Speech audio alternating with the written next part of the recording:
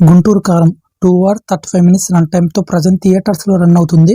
Actors by Mahesh Babu, Sreeleela, Meenakshi Chaudhary, Jagapathi Babu, Ramya Krishna, Rao Ramesh, Prakash Raj. And movie director వచ్చేసి అందరికి తెలిసిన విషయమే త్రివిక్రమ్ శ్రీనివాస్ గారు. ఇక మూవీ బేసిక్ స్టోరీ లైన్ ఏంటంటే, అనుకోకుండా జరిగిన ఓ ప్రమాదం కారణంగా చెల్లాచెదురైన ఓ మంచి కుటుంబం మళ్ళీ ఎలా కలిసింది, దూరమైన తల్లి కొడుకు చివరికి ఎలా దగ్గరయ్యారో అన్నది ఈ సినిమా కథ అన్నమాట. ఇలా చెప్తే అర్థం కావట్లేదు కదా, కొంచెం క్లారిటీగా సోది లేకుండా చెప్తాను వినండి. జనదళం అనే పార్టీ నాయకుడు తన కూతుర్ని ఎమ్మెల్యే చేయాలనుకుంటాడు. కానీ తన ఎమ్మెల్యే కావడానికి 2 ఫ్యామిలీస్ అస్సలు ఉండకూడదన్నమాట. అందుకని మొదటి ఫ్యామిలీలోని అబ్బాయిని పిలిచి తనకి తన తల్లికి ఎలాంటి సంబంధం లేదని పట్టా రాసి ఇవ్వమని తల్లే అడుగుతుంది. అయితే తల్లి వసుంధర చెప్పిన మాటలు మహేష్ బాబు వింటాడా లేదా? అసలు వసుంధర మొదటి భర్తకు ఎందుకు విడాకులు ఇచ్చింది? 10 ఏళ్ల కొడుకును వదిలేసి రెండో పెళ్లి ఎందుకు చేసుకుంది? అండ్ శ్రీలీల మహేష్ బాబులు ఎలా ప్రేమలో పడ్డారు? అండ్ మహేష్ బాబు తన తల్లి ప్రేమను పొందుతారా లేదా అన్నది మిగతా స్టోరీ కథ అన్నమాట. ఇక మూవీ ఎలా ఉందన్న విషయానికి వస్తే, త్రివిక్రమ్ శ్రీనివాస్ మూవీల్లో ఫ్యామిలీ అండ్ ఎమోషన్స్ ఖచ్చితంగా ఉంటాయి. స్టోరీ మొత్తం ఆ ఫ్యామిలీ చుట్టే తిరుగుతూ ఉంటుంది. గుంటూరు కారం సినిమా కూడా ఎగ్జాక్ట్లీ అదే పాయింట్ పై వెళ్తూ ఉంటుంది అన్నమాట.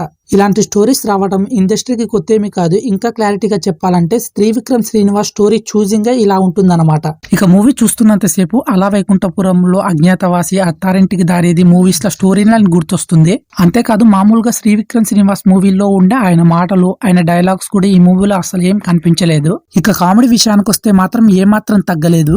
పంచు డైలాగ్స్, పరుగులు పెట్టించే స్క్రీన్ ప్లేతో సినిమా మొత్తం ఎక్కడ ఏమాత్రం తగ్గకుండా ఓ రేంజ్ లో వెళ్తూ ఉంటుంది.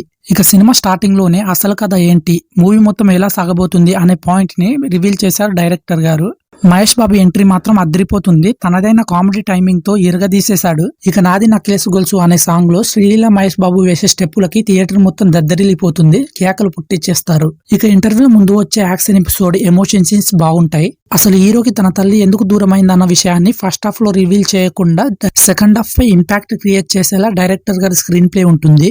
ఇక మోస్ట్లీ ఫస్ట్ హాఫ్ లో కథేమి ఉండదు. కిటికీల నుంచి చూసే నాన్న, తలుపులు మూసుకునే అమ్మ, రోడ్డు మీద తిరిగే కొడుకు. ఇది సింపుల్ గా చెప్పాలంటే ఫస్ట్ హాఫ్ లోని స్టోరీ లైన్. ఇక వచ్చే సెకండ్ హాఫ్ మాత్రం హిలేరియస్ గా ఉంటుంది.